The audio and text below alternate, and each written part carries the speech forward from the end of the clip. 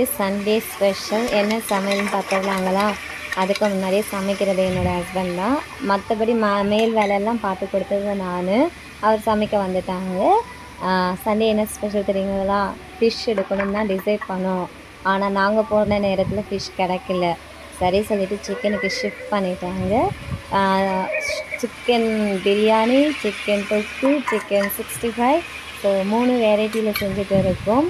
Side by side வேலை வந்துட்டு செம்ம பிஸியாக போயிட்டுருக்கு. அங்கே சிக்கன் தொக்கு ரெடி ஆகிட்டுருக்கு, இங்கே சிக்கன் பிரியாணிக்கு ரெடி ஆகிட்டுருக்கு. 65க்கு வந்துட்டு ஆல்ரெடி ரெடி பண்ணி ஃப்ரிட்ஜில் வச்சாச்சு. தொக்கு பார்த்துடலாங்களா எந்த ஸ்டேஜில் இருக்குதுன்னு சொல்லிட்டு அப்படியே மூடி வச்சுருவோம். அது ஃபைனல் ஸ்டேஜில் இருக்குது.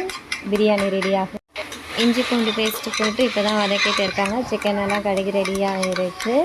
அரிசியும் கழுகி ரெடி பண்ணி வச்சாச்சு. ஹஸ்பண்ட் வந்து சமைச்சிட்ருக்காங்க. நான் வந்துட்டு சும்மா ஹெல்ப் பண்ணிகிட்டு இருக்கேன், அவ்வளோதான். இங்கே பாருங்கள், என்ன இவ்வளோ கம்மின்லாம் பார்க்காதீங்க. அது என்னென்னா, நாங்கள் வந்துட்டு சிக்கன் தொக்கு அந்த மாதிரி பண்ணிவிட்டு ரசம் இல்லைன்னா சாம்பார் வச்சலான்னு தான் பிளான் இருந்துச்சு. சரி, அதில் எலும்பு இருக்கிறதுனால அப்படியே கொஞ்சம் குஸ்கா மாதிரி பண்ணிடலாமே அப்படின்னு சொல்லிவிட்டு என் ஹஸ்பண்ட் சொன்னாங்க.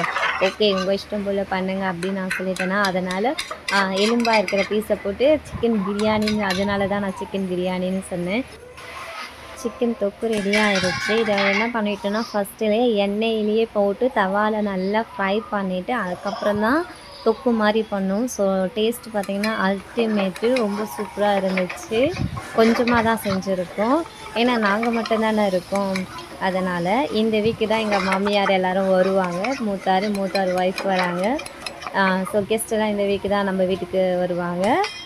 இப்போ நாங்கள் மட்டும்ன்றதுனால கொஞ்சமாக எடுத்து சமைச்சிருக்கோம்.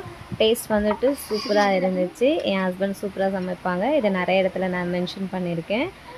கறி வெந்துருச்சான்னு சொல்லிட்டு ஒரு டெஸ்டிங் போட்டுட்டு இருக்காங்க. இன்றைக்கி சமையலே பார்த்திங்கன்னா ஒரு 12 மணிக்கு மேலே தான் ஸ்டார்ட் பண்ணணும். சண்டேவா கொஞ்சம் லேசி வர இருந்துச்சுங்களா, ஓகே அப்படின்ட்டு தான் பெப்பர் தூவிட்டு இருக்காங்க. கொஞ்சம் கார தூக்கலாக இருந்தால் நல்லாயிருக்கும் இல்லையா? நானும் ஹஸ்பண்ட் மட்டும்தான் அதை எடுப்போம், அதனால் பசங்களுக்கெல்லாம் கொடுக்க மாட்டோம். அதனால் கொஞ்சம் காரம் தூக்கலாக போட்டுக்கிட்டோம் எங்களுக்கு மட்டும்னுட்டு. ரொம்ப வருஷம் கழித்து நினைக்கிறேன் இந்த மாதிரி தொக்கெல்லாம் பண்ணுறது. சிக்கன் அந்த கிரேவி பண்ணுவாங்க, அவ்வளோதான். இந்த மாதிரி தொக்கெல்லாம் நாங்கள் பண்ணி ஆயிடுச்சு ரொம்ப வருஷம், குழந்தைங்களுக்கு முன்னாடி. இப்போ குழந்தைங்க வந்ததுக்கப்புறம் ஃபஸ்ட் டைம் எங்களுக்காக செய்கிறது. ஹஸ்பண்ட் வந்துட்டு அவரோட ஃப்ரெண்டுக்கெல்லாம் செஞ்சுட்டு போவாங்க. பட் வீட்டுக்குன்றது இதான் ஃபஸ்ட் டைம். ஒவ்வொரு வாட்டி டெஸ்ட் பண்ணிகிட்டு இருக்காங்க. சைடில் வந்துட்டு பிரியாணிக்கும் போயிட்டு இருக்குது. இருங்க காட்டுறேன். பாருங்கள், சிக்கன் எல்லாம் போட்டாச்சு. போட்டு அப்படியே கொஞ்சம் நேரம் வேகட்டும் அப்படியே மூடி வச்சுருக்கோம். அரிசி கழுவுன அரிசி தான், நல்ல தண்ணியில் தான் ஊற வச்சுருக்கோம். தக்காளி கொஞ்சம் மீந்துருச்சு, அப்படியே ஒரு ஓரமாக வச்சாச்சு.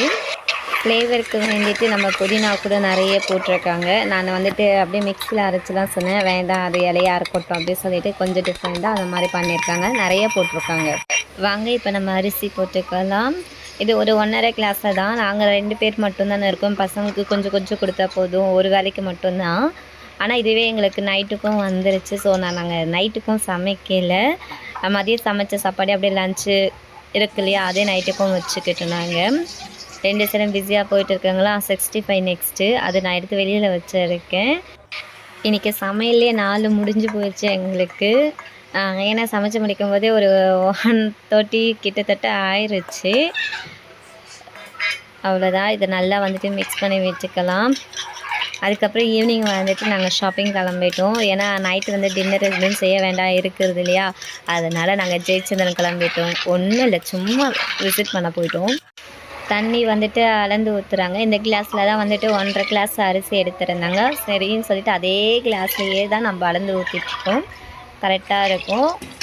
உப்புலாம் நம்மளோட டிபார்ட்மெண்ட், உப்பெல்லாம் நான் தான் போட்டு பண்ணுவேன். இவங்க மிக்ஸ் பண்ணி மட்டும் கொடுத்துட்டாங்க. அதுக்கப்புறம் மற்றதெல்லாம் நான் தான் பண்ணேன். சிக்கனை வந்துட்டு இன்னும் சிம்மில் வச்சு பண்ணிகிட்டே இருக்காங்க. ஏன்னா பெப்பரெல்லாம் போட்டிருக்காங்க இல்லையா, இன்னும் கூட நல்லா பிடிக்கணும்னு சொல்லிட்டு. வேலை நடக்கும்போது கிச்சன் இப்படி தான் இருக்கும். அடுப்பு பாருங்கள் எவ்வளோ அலங்கோலமாக இருக்குங்களா. நான் சமையல்லாம் செஞ்சு முடிச்சதுக்கப்புறம் க்ளீன் பண்ணிவிட்டு காட்டுறேன் எப்படின்ட்டு. ஒரு பக்கம் 65க்கு வானல் வச்சுட்டாங்க. இது ஆல்மோஸ்ட் ஸ்டேஜில் தான் இருக்குது, எடுக்கலாம். என்னோடய ஹஸ்பண்ட் தான் 65யும் பண்ணுறாரு. இது என்னோடய டிபார்ட்மெண்ட்டாக இருந்துச்சு, நானே பண்ணுறேன் அப்படின்னு சொல்லிட்டார் அவர். இன்றைக்கி ஃபுல்லாகவே நம்ம வீட்டில் சிக்கன் தான். 65 தொக்கு பிரியாணி ஒரு விருந்தே நடந்துருச்சு எங்களுக்கு. கூட ரைத்தாவும் இருந்துச்சு, பப்படமும் காய்ச்சினாங்க. பப்படம் இல்லாமல் ஃபுல்ஃபில் ஆகாது எங்கள் வீட்டில். அது நீங்கள் மீன் குழம்பு வச்சா கூட எங்கள் வீட்டில் பப்படம் இருக்கும். என் பசங்களுக்கு மட்டுமே கொஞ்சமாக எடுத்துருக்கோம், காரம் கம்மியாக போட்டு அவங்களுக்கு மட்டுமே ஸ்பெஷல் செஞ்சு கொடுத்தாச்சு. பசங்க நல்லாவே சாப்பிட்டுட்டாங்க. ஒரு சைடு வந்து 65 ரெடி ஆகிட்டே இருக்குது. இங்கே பார்த்தீங்கன்னா இது ரெடி ஆயிடுச்சு. ஆஃப் பண்ணிவிட்டேன். இது ஓப்பன் பண்ணி பார்க்க வேண்டியது தான். பையன் வந்துட்டு நல்லா சாப்பிடுவாங்க. நேற்று என் பையனுக்கு நான் செஞ்சு கொடுப்பேன்னு அடம்பிடிச்சு செஞ்சு கொடுக்குறாங்க அப்பா. திருப்பிலாம் போட்டாச்சு பாருங்கள். 2 செட் ஆஃப் தான் வந்துச்சு. குழந்தைங்களுக்கு இருந்ததுனால கொஞ்சமாக தான் செஞ்சுருக்காங்க, அவ்வளோதான். ஏன்னா ஒரு செட் அப்படியே போட்டுருவாங்க கையோட.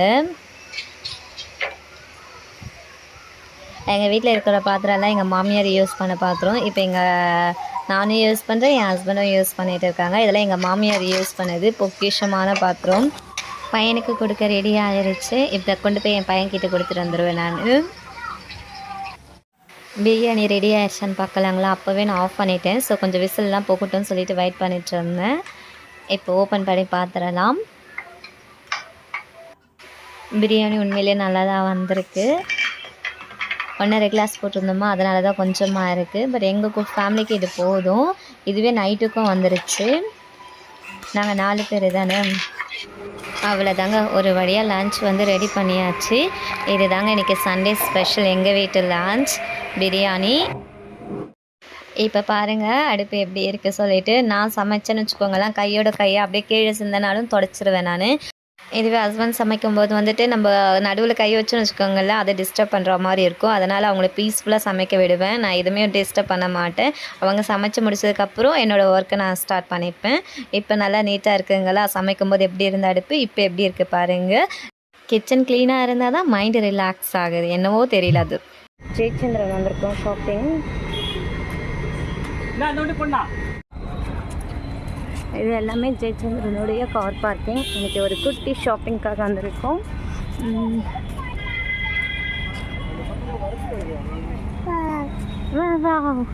ஈவினிங் டைம் வந்திருக்கோம்.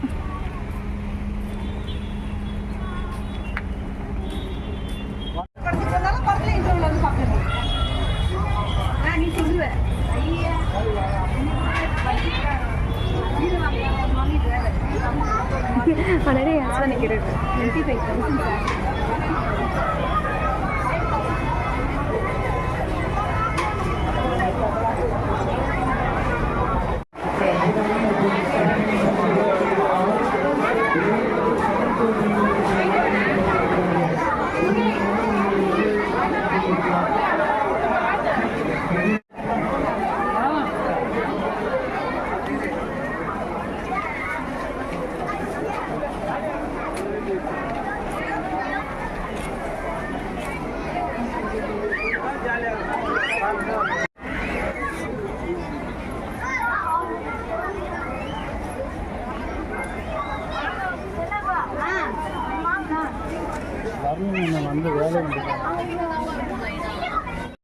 ஷாப்பிங்லாம் முடிச்சுட்டு வந்துட்டோம். ஸோ கார் வந்துட்டு மேலே இருக்கு, இப்போ கீழே இறக்குவாங்க. அதுக்காக வெயிட் பண்ணிகிட்ருக்கோம் பார்க்கிங் ஏரியாவில்.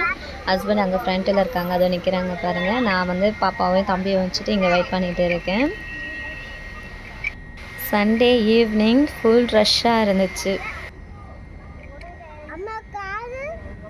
வரும் பட்டு கார் வரும் பட்டு.